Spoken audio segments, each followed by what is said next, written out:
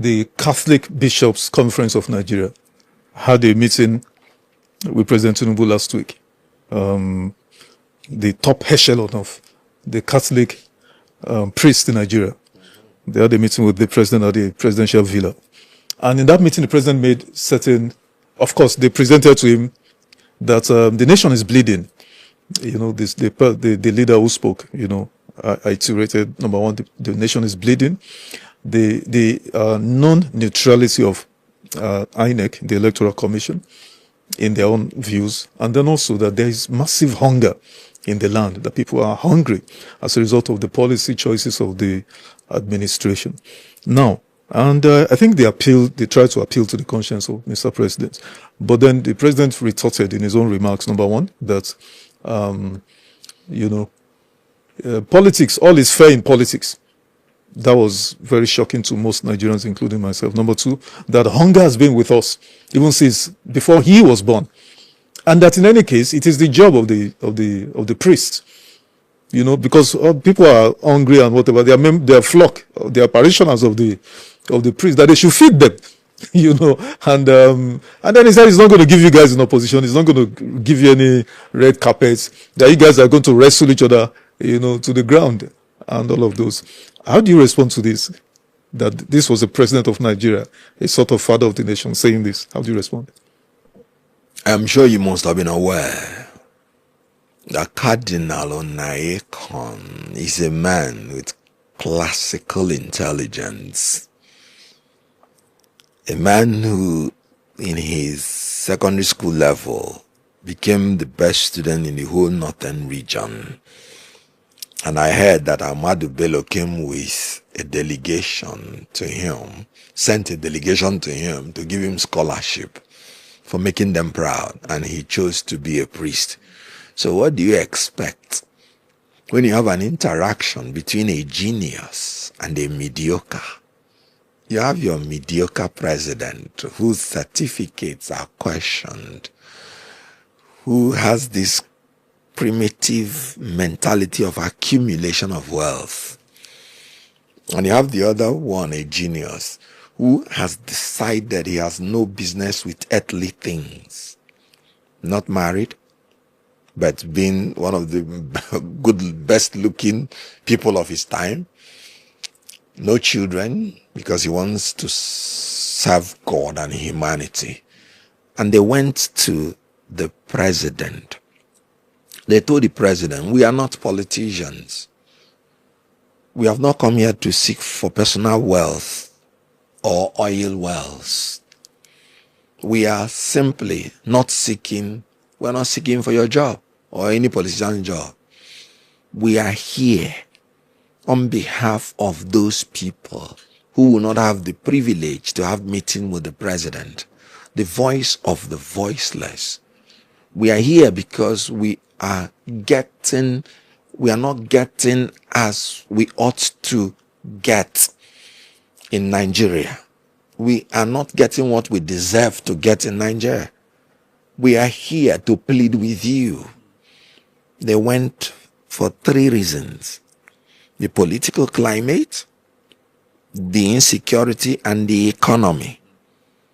And they told the president, a lot of people are painting rosy picture for you, but we're here to bring the reality of the situation to you. Nigeria is bleeding. And to corroborate this, every day in Nigeria, people are massacred. As I talked to you, the news I heard this morning was that in Sokoto, terrorists sacked one village, and some of them ran into the sea and were drowned because they were hopeless. Villagers, Sokoto. I heard it this morning in the news. It happened on Monday. Because I said insecurity in Tinubu's regime is a daily occurrence. You know what happened in Benue? I saw it in the news yesterday. 4 people were killed by armed herders. The same around Nigeria. It was Benue governor earlier that said one time Benue is bleeding. So in terms of insecurity, these men of God are saying what is already there, but for which they believe that the people around the president are painting rosy picture. And you could see that the people around him are really painting rosy picture, because they say he did not believe. In the area of economy, they say, Mr. President, our economy is not helping the poor people. And the president, I have not seen such a ridiculous answer. And since he was born, there was hunger.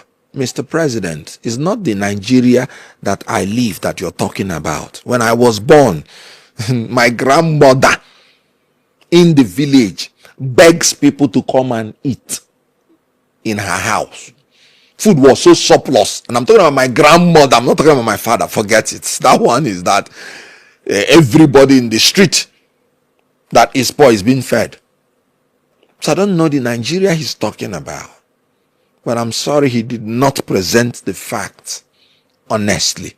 And that was what the cardinals were saying. The economy is bringing poverty by World Bank standard. They say 7 million persons are going into poverty every year. And you know, when it comes to multi-dimensional poverty, you're talking about 180 million or thereabout. Everybody is almost poor. Now, they talked about political climate. What did they say? They said they discovered that there is a creeping danger into our democracy, that we're moving into a one-party state. And they asked the president, please, can you please provide level playing field where the rules will be fair to all? This was all they asked. And the president said, practically, in my own opinion, he said no. And that was what the cardinal said. The cardinal said that from what he gathered, the president and his party wants to win by all means. Meaning practically he said no, that he will not provide level playing field. And he said, and they really are deploying all the means to win at all cost. And he warned that if its part is followed, it will lead to difficulties. And then the president actually corroborated when he said, all is fair in politics, meaning whether I win or not. And he actually used the word wrestle. Wrestle is to fight. Now, let me tell you the danger in that wrestle. And I'm sorry to say this. I'm trying to see a more civil word, but it's like I can't find the ignorance in that word wrestle. With respect, you only wrestle with your fellow candidates where there is no free and fair election.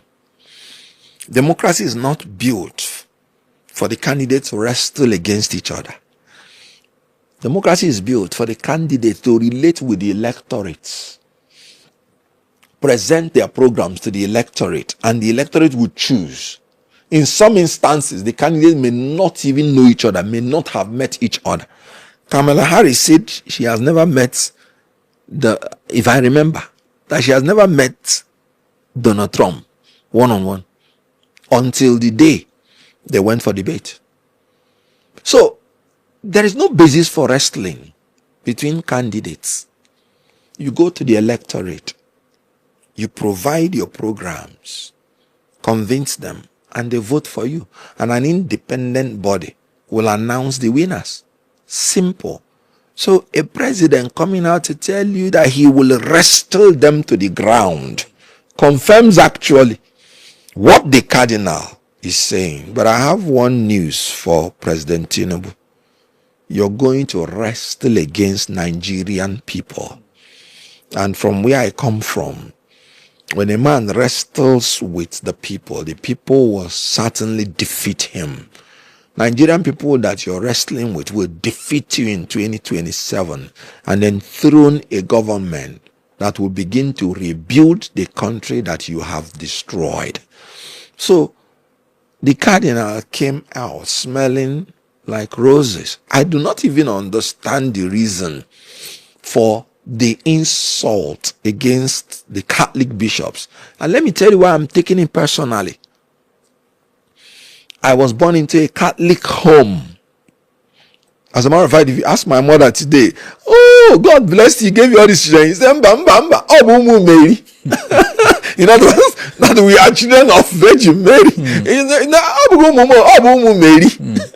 So, for one Mary, for you to insult Catholic bishops tells you the level we've gone into. Let me tell you, I was a mass servant, just altar boy, when I was young, and I served even the bishop. And when I see men that have given all, no wife, no children, giving all for the service of humanity, and you are insulting them, saying they are political, when they came out to say, we are not politicians, we don't have any ambition. When you insult them, you have insulted God. And it's unfortunate, because Christians are complicit in this insult. Because some of them will still go and vote for Tinubu. Well, everybody has a right to on who to vote. No, can you imagine if you insult some of the religious leaders of other faiths, it might lead to a jungle justice of your being burnt alive. Very true. But I also want you to address the response of the president's media aides, specifically Mr.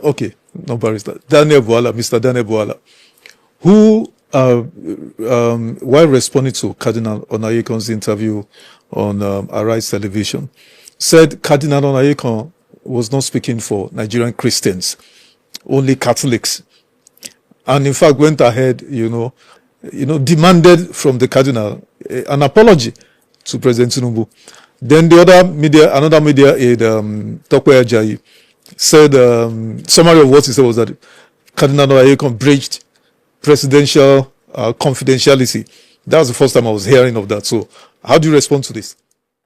I wouldn't have, let me take it that you asked question, not that you mentioned those names, because I don't understand the quality of their reasoning. I'm telling you honestly, I'm sorry.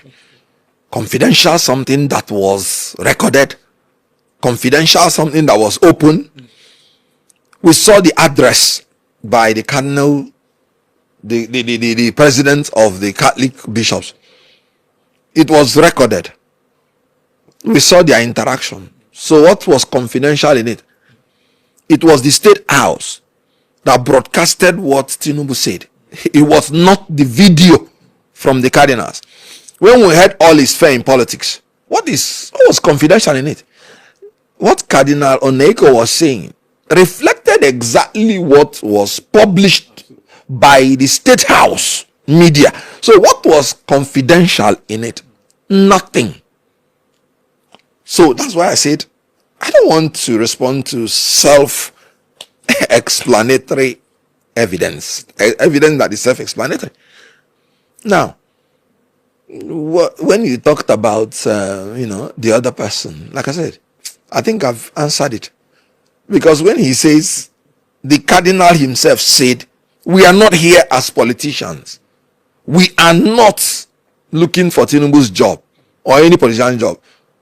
The cardinal cannot even be a pope now, because he's more than 80. So on what basis will he be political? The cardinal stood against Jonathan when he felt something was wrong. He stood against all other presidents. Buhari, he stood against them. So was he the one who said all is fair in politics? Was he the one who said we will rest her? They went there to talk for the poor, those who do not have voice. So what was political in it? Did you see him endorse any political candidate? The cardinal said, we the bishop, we are human. We have our own political differences. But when it comes to our existential existence, this is his word. When it comes to the lives of our people, the things that matter, we are united. And that was what took them to the president. So what was political about the economy, the insecurity, and the political climate? Ensure free and fair and credible election. What was political about it? We're talking about the survival of a country, survival of a nation, Because a nation stands on a tripod. If you want to be a superpower nation, political stability, economic viability, and a strong military force. And the cardinals were simply talking about how to move Nigeria in this direction. And you, I'm sorry, I don't know how to talk without using certain words, but this is a display of unintelligence and being very unreasonable. You don't play policy with everything. I'm Pentecostal now. Anytime I see a reverend father, if I go home, they know how much I revere them. Even if for the fact that they agreed to live a life of poverty, that others may be wealthy. Look at a president telling men who have given all that they should go and feed the poor. They should go and do this. Please, let me ask, is there any budgetary allocation to them to feed the poor? Is there any? They are making their own sacrifice in order that any money that they are giving, they use it for others. And the president is saying they should go and feed the poor. And the president that is sitting on trillions, which he borrows us, he has borrowed us into bondage. He cannot feed the poor. And men who have given their life to serve, the president is telling them to go and do his job. Sorry, Mr. President, you have failed. You should apologize to Cardinal Onaiyinka and anybody who is of any conscience that votes for this president. You have insulted Cardinal Onaiyinka, because what you are saying is that such insults should be perpetuated. That's what you're saying.